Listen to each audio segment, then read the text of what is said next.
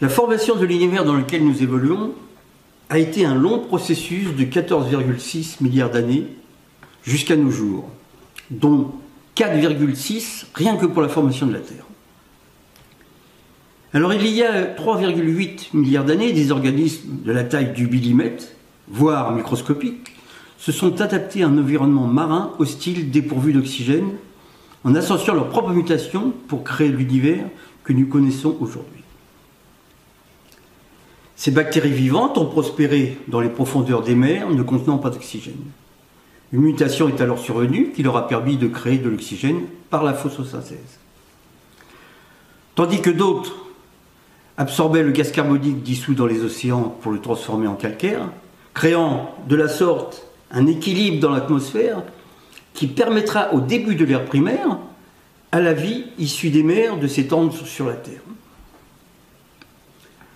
En effet, au-dessus des mers, l'atmosphère contenait plus de 60% de gaz carbonique, alors qu'aujourd'hui il ne représente que 0,035%.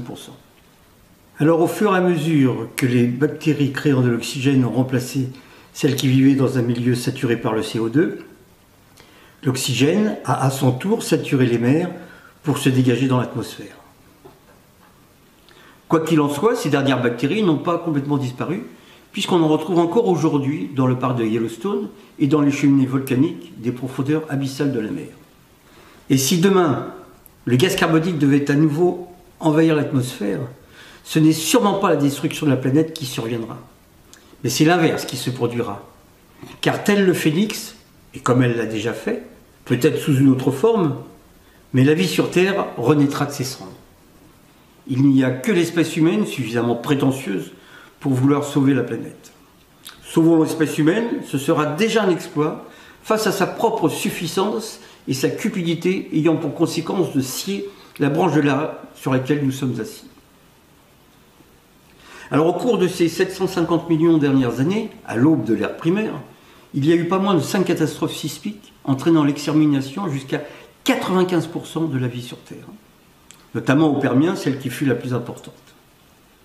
Et la dernière en date, la disparition des dinosaures il y a 65 millions d'années, pourtant les maîtres du monde, n'ont pas résisté à la catastrophe d'une météorite de 10 km de diamètre venue s'écraser dans le golfe du Mexique.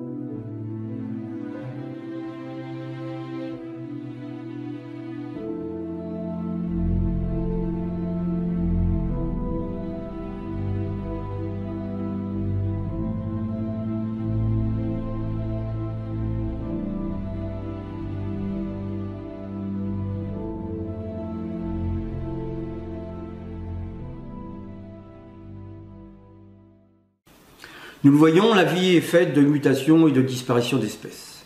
Celles qui ne savent pas s'adapter seront destinées à disparaître.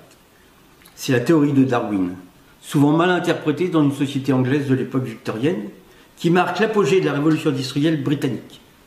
En effet, Les termes l'adaptation et lutte pour la vie ont été substitués respectivement par le plus fort, le combat, changeant radicalement le sens de son propos.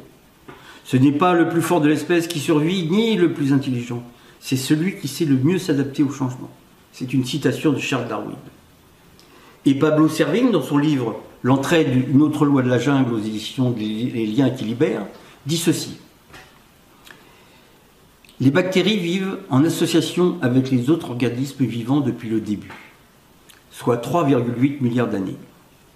Les bactéries sont co-responsables de tous les êtres vivants, de tous les écosystèmes. Elles pratiquent l'entraide à tous les niveaux, entre espèces différentes, s'associent aux plantes, aux animaux. Le vivant a développé 1001 manières de s'associer, de coopérer, d'être ensemble ou carrément fusionnés par des relations entre êtres identiques ou pas, des liens obligatoires ou facultatifs, des relations temporaires ou permanentes, asymétriques ou symétriques, timides ou fusionnelles. Et cela dans tous les sens. C'est la symbiodiversité. Elle implique potentiellement tous les êtres vivants, y compris l'espèce humaine. Nous sommes ainsi l'entraide incarnée. Fin de citation. Alors seules les espèces qui pratiquent l'entraide sauront s'adapter aux évolutions de notre univers, grâce aux différentes mutations successives. C'est-à-dire une évolution tenant compte de son propre environnement et des espèces qui y participent. La vie est une association d'espèces qui a subi une longue succession de mutations et de disparitions. Elle s'est constituée par des formes de vie allant du microscopique à géante, qui a permis de faire que notre planète est ce qu'elle est aujourd'hui, c'est-à-dire un équilibre fragile.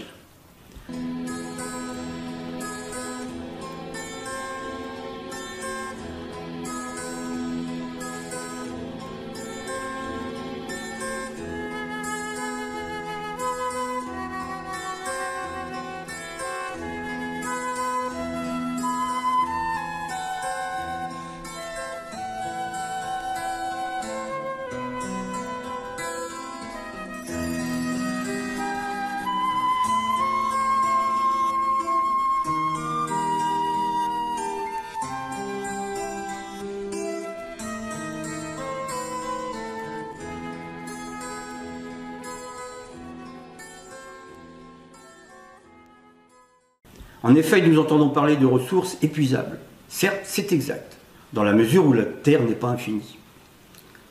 Ceci étant, la problématique de l'exploitation des ressources de la Terre n'est pas tant le problème de leur finitude, mais plutôt dans le déséquilibre que l'extraction entraîne depuis le début de l'ère industrielle. Soit dans l'espace de 170 ans, alors que notre univers, lui, a mis 14,6 milliards d'années pour rassembler ses ressources, dont 4,6 milliards d'années à notre planète pour les stocker. Alors depuis environ 2 millions d'années, l'espèce humaine a su évoluer, respectueuse de son environnement et des espèces qui l'entourent. Petit à petit, alors qu'il s'imposait en maître du monde et s'installait dans un confort, il a acquis une sorte d'autonomie lui faisant oublier l'interdépendance avec son milieu. Les exemples dans la nature en sont légion.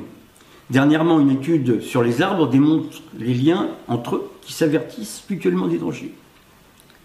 Les troupeaux d'animaux qui restent en groupe face aux prédateurs, les bancs de poissons, etc. La liste est suffisamment longue. Or, l'espèce humaine a perdu cette notion. Il pense que le consumérisme lui donne ce pouvoir protecteur et le rend indépendant, alors que c'est tout le contraire. Que deviendra notre confort si nous devions connaître une simple restriction de la production électrique ? Et je n'ose même pas imaginer le comportement de l'espèce humaine face au manque d'eau. Nous achetons en quelque sorte l'entraide. Le capitalisme n'est rien d'autre que la commercialisation de la solidarité. Car s'il n'y avait pas toutes ces petites mains pour assurer notre confort qui nous donnent le sentiment d'indépendance, de pouvoir et de liberté, l'argent ne servirait à rien.